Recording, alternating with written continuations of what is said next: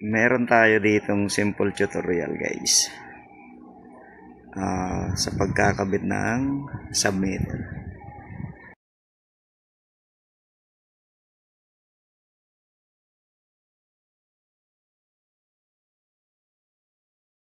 Ayan yung submeter. Ayan, hindi pa umaandar yan.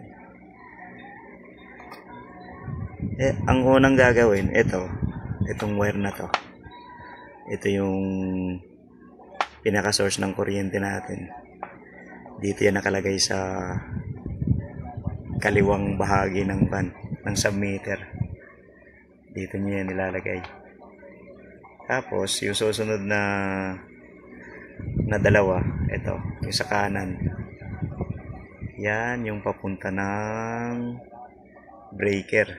Ito, dito siya sa taas ng breaker. Ayan.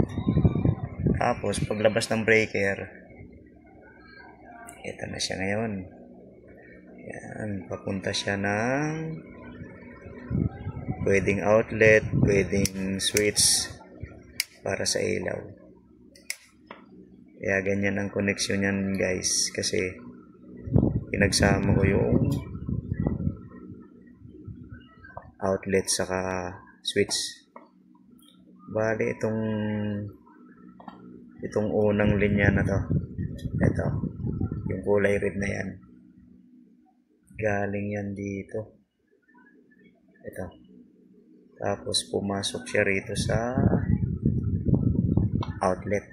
Ayan, yan po yung outlet natin. Tapos yung sumunod na linya, yung kulay white,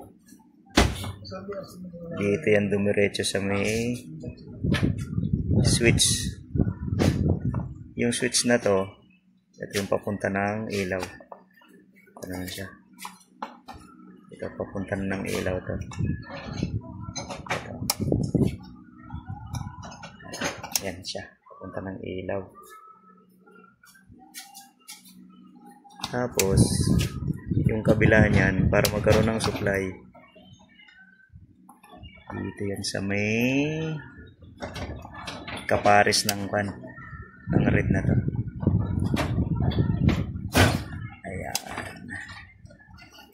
Ayan yung red. Ito. Nakatap yan dito sa red na wire. Ayan. Para magkaroon ulit ng supply to, yung outlet, kukuha tayo ng galing dito sa isang wire na to. Dun sa ayan o, butas. I-jump natin yan papunta rito sa kabila. I-jump natin yan para magkaroon ng supply ito.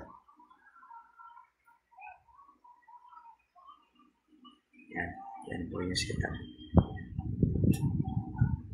Lagyan ko lang ng wire, tapos balikan ko yun. Ito na ngayon guys. Ito na yung gagamitin natin na pang jump dun sa patawid sa outlet. Ayan na. Papasok natin dito. Ayan. Tapos itong dalawa na to, kahit saan dyan, wala po tayong problema dyan. Kahit saan may plug yung wire na yan. Ito. Parehas lang po ang linya nyan. Tapos ito, kung baka matanong nyo, ito, ground to, earth ground. Walang kanyan. Walang connection. Pwera na lang kung gusto nyong maglagay ng galing sa ground. Pwede rin dito ilagay sa earth ground. Ito. Itong dalawa na to. Ito yan. Itong part na to. Ayan o. Yung nakasign na yan o. Pwedeng gamitin yan. Pwede rin hindi. Pa-plug natin dito.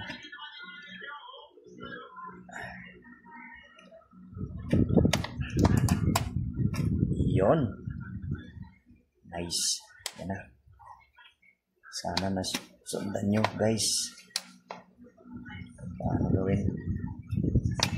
Ito yung white. Umikot lang yan papunta dito, pabalik. Tapos itong red, ito. Isang connection lang din yan. Tumalon yan para dito. Para sa ilaw, ayan o, yung red. Tapos yung out nung switch natin, ito. Yan yung papunta sa ilaw din. Yan yung return. Tapos itong ito yung supply. Ayan o, supply. Ayan na guys. Tapos na siya. Testing na lang natin. Dito, meron na siyang nakasaksak na ilaw. Ayan o. Ayan. Tapos nilagyan natin ng tester yung paglalagyan ng isa pang ilaw. Ayan. Para makita niyo yung nakalagay po yung tester natin sa 750. Kung makikita niyo po. 750 volt AC po yan. Ayan yung sign niya. Volt AC. AC po yan. Ngayon, saksak na natin guys.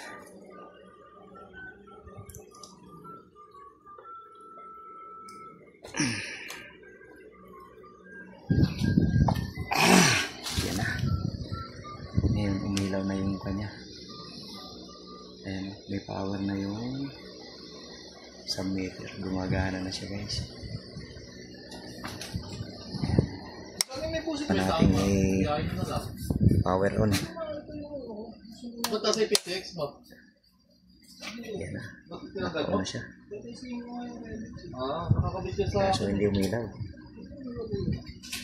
Bakit kaya?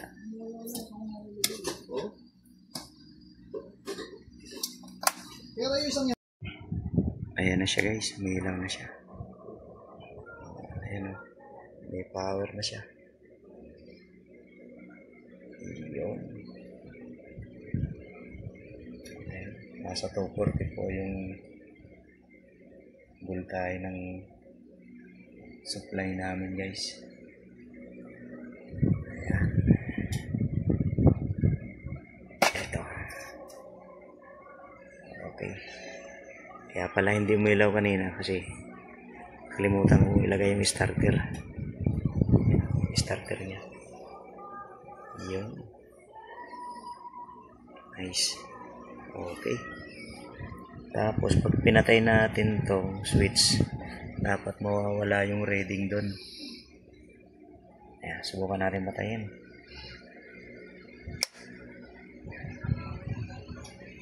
Yun. Nice. Pag binuhay. Iyon. Okay na. Okay na guys. Simula dito sa submeter hanggang dito sa breaker, pumasok ng switch at isang outlet. Okay na. Salamat.